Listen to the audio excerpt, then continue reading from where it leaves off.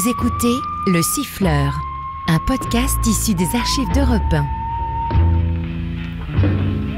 Vous connaissez sûrement cette ville au bord de la Manche qui s'étend toute grise à l'orée de la Bretagne.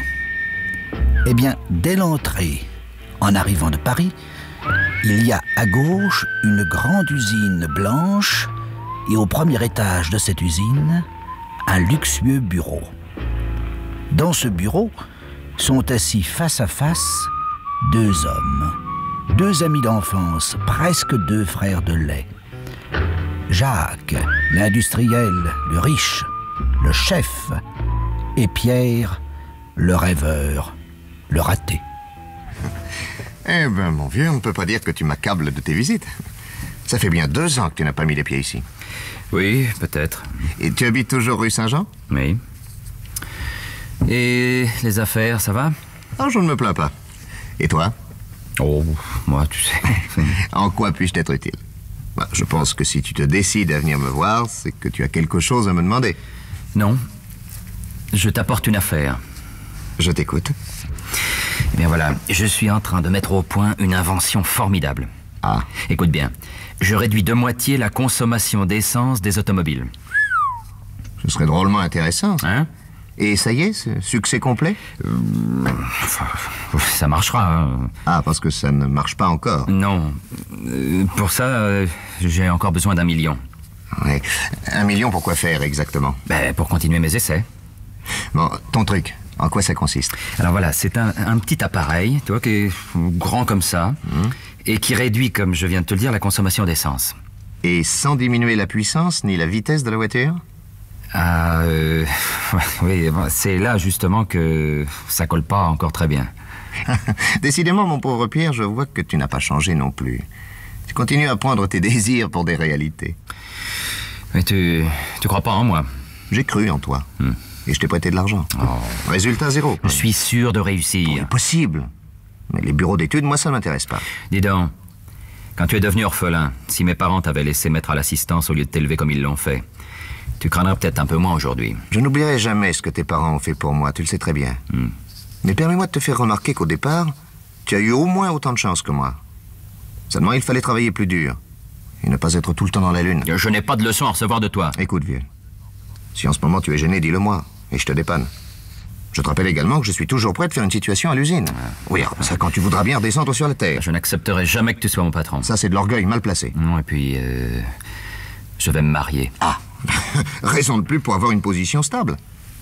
En tout cas, je te félicite. Qui épouses-tu? Tu connais pas? Quelqu'un d'ici? Oui. Elle travaille?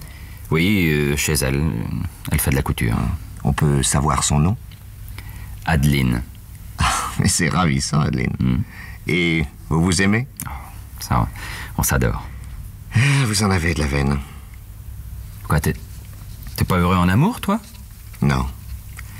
Liliane est sur le point de me quitter pour filer aux États-Unis épouser un secrétaire d'ambassade. Tiens, tu vois cette petite bouteille rouge? Oui, qu'est-ce que c'est? Du poison. Quoi? Si elle me plaque, je me supprime. Non, mais t'es pas fou! Tu vois que dans la vie, on ne peut pas tout avoir. Mais enfin, mais cette Liliane, mais qu'est-ce qu'elle veut de plus? T'as une affaire en or, une situation politique de premier rang. Tu vas être élu conseiller général. Oh, attends, c'est pas encore fait. Quoi, tu seras pas élu? Oh, j'espère bien que si, mais tu sais, j'ai des ennemis et il faut jouer serré. Écoute, prête-moi ce million, ça te portera bonheur. Non, Pierre, je t'ai dit non. Très bien, je n'insiste pas. Adieu. Tu m'en veux, hein? Mais non. Mais je te déçois. Oh, alors là, pas du tout. Je te connais depuis si longtemps. Pierre!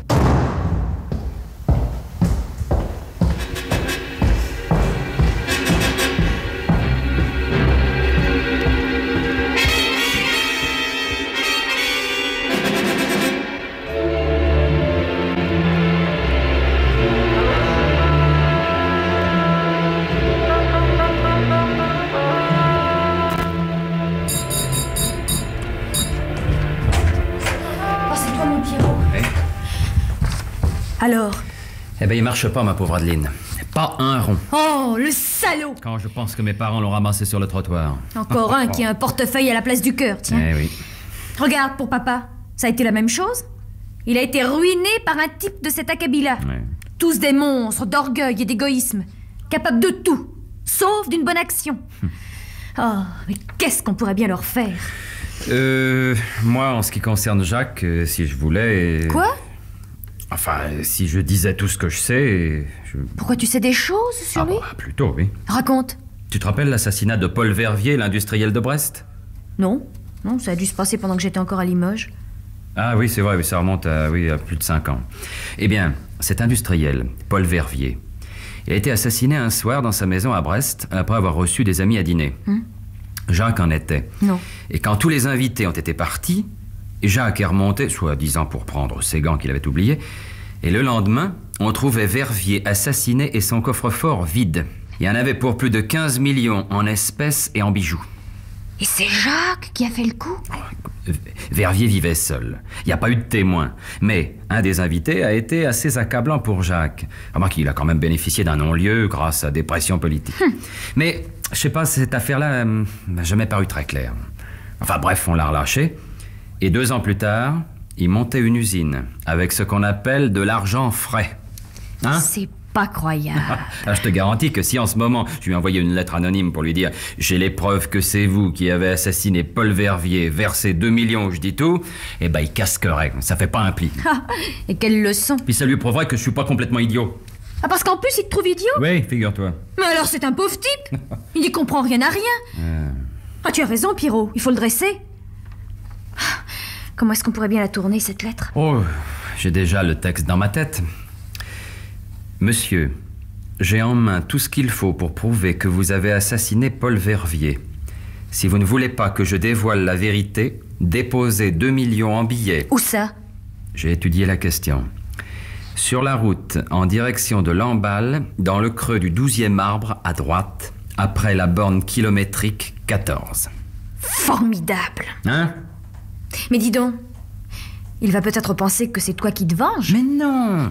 D'abord, je ne lui ai demandé qu'1 million, alors que là, je vais lui en demander 2. Oui. Et puis, il a des ennemis politiques. Alors, pour l'aiguiller de ce côté, j'ajouterai, si vous dérangez la police, dès le lendemain, un article prouvant que vous êtes un assassin paraîtra dans la presse de l'opposition. Oh, tu penses à tout.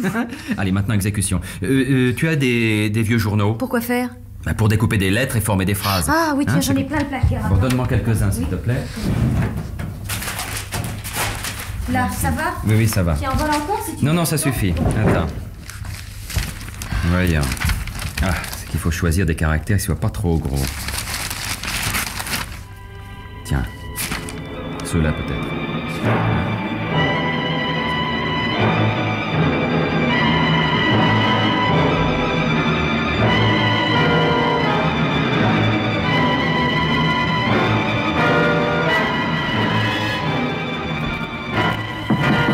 Oui? Ah, c'est toi, Pierre. Entre. Tu m'as écrit? Oui. Ah bon. Oui, tu as dû être étonné de mon petit mot. Bah oui. Mais tu es gentil d'être venu. Dis-moi, tu ne m'en veux pas trop? De quoi? Bah, l'autre jour... Non, c'est vrai, on est comme 2 frères, on devrait s'aider au maximum. Ah oui, enfin c'est mon avis, mais ne revenons pas là-dessus. Si, revenons-y au contraire. Écoute, vieux, j'ai réfléchi. Je vais te prêter le 1 million que tu m'as demandé. Ah, mais bah, je te remercie. à une condition. Il faudrait que de ton côté, tu me rendes un petit service. Ah, bah, si c'est dans mes moyens... Rien de plus facile. Et il n'y a qu'à toi que je puisse le demander. Eh ben, Voilà. Je viens de recevoir une lettre anonyme. Une- Oui, on exige que je verse 2 millions en espèces, sinon j'aurai les pires ennuis. mais quel genre d'ennui? Excuse-moi, mais j'aimerais autant garder le secret là-dessus, non? La seule chose que je puisse te dire, c'est que si actuellement, juste avant le vote du Conseil général, on réveillait certaines choses, enfin... Mon élection est fichue et ma situation politique remise en question. Mais tu vas tout de même pas cracher 2 millions? S'il n'y a pas moyen de faire autrement, c'est la meilleure solution. Bon, ça te regarde. Qu'est-ce que tu attends de moi? Eh bien voilà, pour ce soir, 10 heures, je vais mettre les 2 millions dans le creux d'un certain arbre que je t'indiquerai avec précision. Oui? Puis je resterai ici, tandis que toi, je te demanderai d'aller te cacher tout près de l'arbre en question pour relever le signalement de l'homme qui viendra prendre l'argent, le numéro et le type de sa voiture. Enfin, le maximum de renseignements pour que j'essaie de démasquer mon maître chanteur. Eh ben d'accord, mon vieux, compte sur moi. Merci, tu es chic.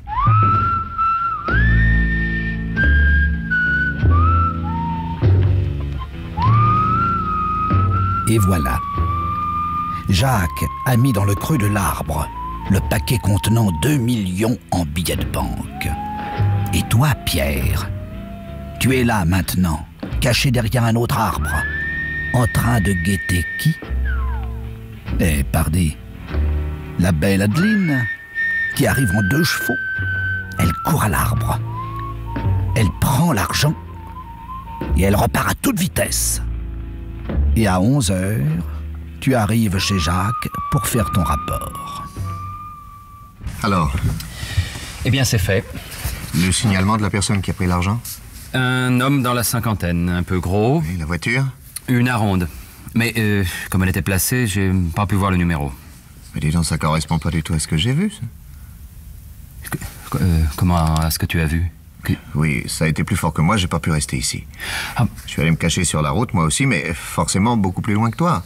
Et j'ai eu l'impression que c'était une femme en 2 chevaux. Une femme en 2 chevaux? Oui. Ah non, alors là, mon vieux, t'as mal vu. Pourtant, je suis pas myope.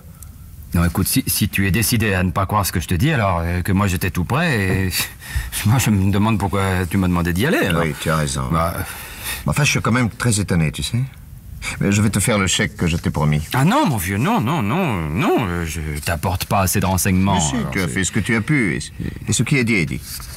Et demain, nous mettrons au point les conditions de ce prêt, hein? Bon, si tu veux, d'accord. Bon, voyons. Alors, nous sommes 10 000 nouveaux francs à l'ordre.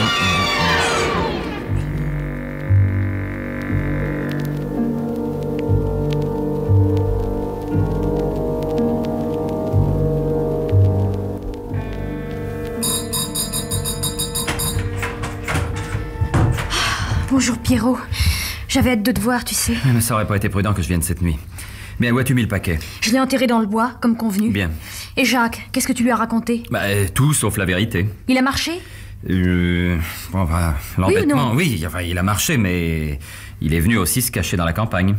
Mais plus loin que moi. Mais ce qui l'a pas empêché de très bien voir une femme en 2 chevaux. Alors, non, mais tu penses que je lui ai affirmé qu'il se trompait? Il m'a prêté le million qu'il m'avait refusé mercredi.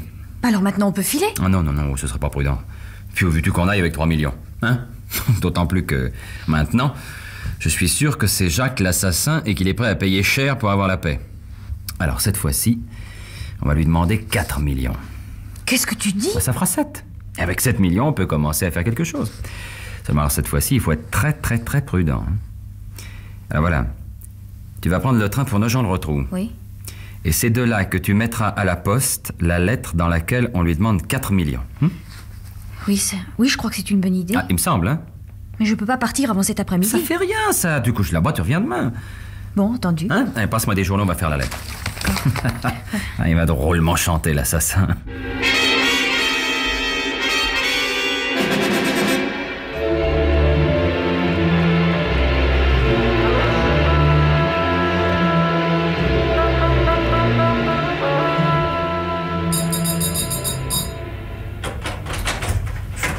Bonjour Pierrot.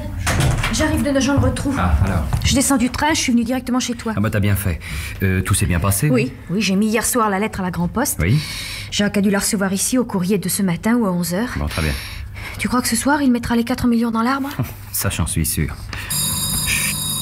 Qui ça peut être? Cache-toi dans la chambre et ne bouge pas, je vais voir ce que c'est. Hein. Tiens, Jacques. Bonjour, tu es seul? Oui. Je peux te parler une seconde? Mais bien sûr, entre. Qu'est-ce qui se passe? Je viens de recevoir une 2e lettre. De qui? Du maître chanteur. Ah bon? Oui. Et cette fois-ci, il me demande 4 millions. Et tu vas les lui donner? Pas question. Ah? Non, cette fois, d'après le cachet de la poste, la lettre a été mise à Nogent-le-Rotrou. Mais je ne tombe pas dans le panneau. Je suis sûr que c'est quelqu'un qui est allé là-bas spécialement. Et qu'est-ce que tu comptes faire? Eh ben, je saute dans ma voiture et j'y vais. Où ça, à Nogent-le-Rotrou? Oui. Mais pourquoi faire? Non, je veux faire moi-même ma petite enquête. J'examinerai les fiches d'hôtel et si jamais je découvre qu'une personne d'ici a passé la nuit dernière dans ce patelin-là, je te garantis bien que je la ferai interroger par la police. Et on ira au fond des choses, je te prie de le croire. Mais ces 4 millions, on te les demande pour quand? Ce soir, 10 heures, au même endroit que l'autre fois. Mais alors si tu ne mets pas l'argent, Les ennuis dont on t'a menacé. Aucun danger. Je vais déposer dans l'arbre une lettre demandant 24 heures de délai. Non, le maître chanteur n'a aucun intérêt à brusquer les choses. Ah, tu crois? Évidemment. Bon, maintenant je file. Oui. Je serai de retour demain dans la journée, je te téléphonerai tout de suite. Hein. Bon, bah, j'y compte bien. À demain. Au revoir.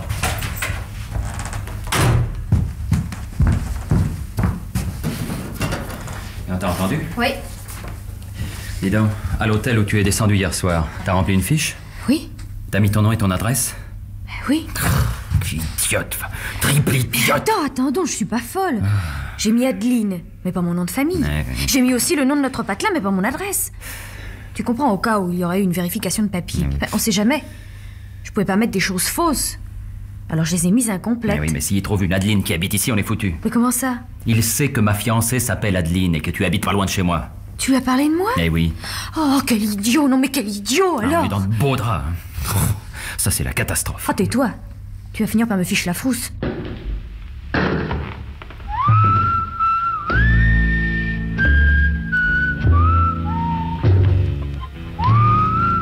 le lendemain, Jacques est revenu. Et il t'a téléphoné, mon pauvre Pierre, sur un ton qui ne laisse aucun doute sur ce qu'il a découvert là-bas. Il t'a demandé de venir à 7 heures à son bureau. Tu y vas. Et te voici devant sa porte, cachant mal ton angoisse. Entrez. Ah, entre, Pierre. Entre. Ferme la porte. Alors, ce voyage. La vie me dégoûte, mon vieux. C'est ignoble. Qu'est-ce qu'il y a? Tiens, à propos, tu sais ce que j'ai découvert? Non? Une certaine Adeline qui habite ici a passé la nuit à l'hôtel moderne de Nogent-le-Rotrou. Sans blague. Oui. Il s'agit sûrement de ta fiancée. Quoi? Non, mais qu'est-ce que tu racontes? Adeline n'a pas bougé d'ici. Ah, que tu dis? Je te prépare un cocktail? Tu as même de quoi boire ici? Oui, pour traiter mes bons clients. Dans cette pièce à côté, là, il y a tout ce qu'il faut. Il y a même un réfrigérateur. Tu veux un rose? Oui. Bon, bah alors moi aussi. 2 roses.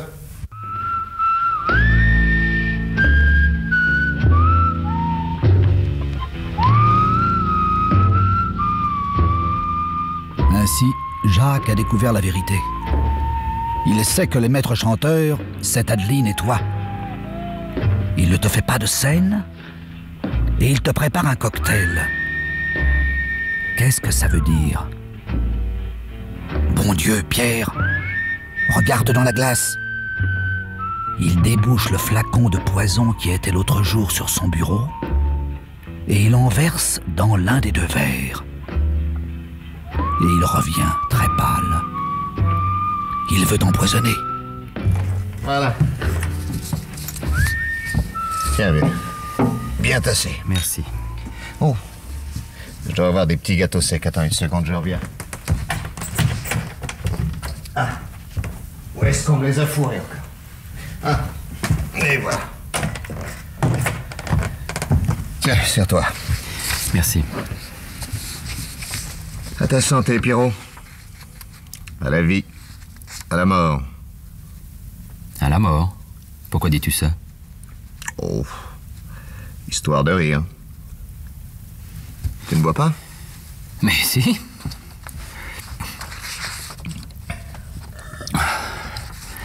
Ah, j'avais soif. Moi aussi. Alors, c'était bon? Oui. Raté, mon vieux Jacques. Raté. Hein? Ah, tu voulais m'empoisonner, hein? Ben, je regrette, mais il y a dans ce coin là-bas une glace. Une glace, c'est très indiscret, tu sais. Et dans cette glace, je t'ai vu verser du poison dans mon verre. Alors, pendant que t'es retourné chercher cette assiette, j'ai échangé nos verres. Et c'est toi, Jacques, qui va mourir. Et on m'accusera pas de t'avoir empoisonné parce que le flacon t'appartient. Et dessus, il y a tes empreintes, et pas les miennes.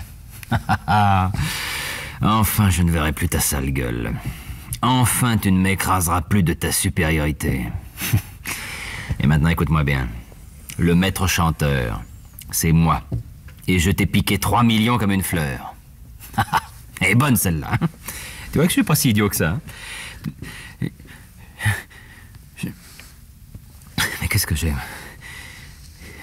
Mais qu'est-ce que j'ai? Mais j'étouffe, je vois plus clair. Pierre, c'est dans mon verre que j'avais versé le poison. C'est moi qui voulais mourir. Qu'est-ce que tu dis? Liliane vient de me quitter, je ne peux pas vivre sans elle. Non, et puis quand je te parlais d'Adeline, j'ai pas pensé une seconde qu'elle était coupable. Voyons, je connais au moins 3 femmes ici qui portent ce nom-là. Alors, tu vois comme mes soupçons pouvaient être sérieux. Non, Liliane Partier et moi qui n'ai pas tué Verviers, moi qui suis innocente, demeurer la victime d'un maître chanteur sans espoir de jamais le découvrir. Oh, cette idée a été au-dessus de mes forces. Non, j'ai eu un brusque dégoût de la vie, j'ai décidé de m'empoisonner. Et c'est moi qui meurs. Pierrot! J'ai froid. Ah non, non, non, non, non, c'est pas possible. Et toi qui allais être heureux, enfin. Moi, heureux. Mais oui. Je venais de rédiger mon testament et en souvenir de tout ce que tes parents avaient fait pour moi, Pierrot. Je venais de t'instituer mon légataire universel. Vous venez d'écouter Le Siffleur, un podcast issu des archives d'Europe 1. Réalisation Julien Tarot. Production Romy Azoulay. Patrimoine sonore Sylvaine Denis, Laetitia Casanova et Antoine Reclus. Promotion Marie Corpet. Le Siffleur est disponible sur le site et l'appli Europe 1. Écoutez aussi l'épisode suivant en vous abonnant gratuitement sur votre plateforme d'écoute.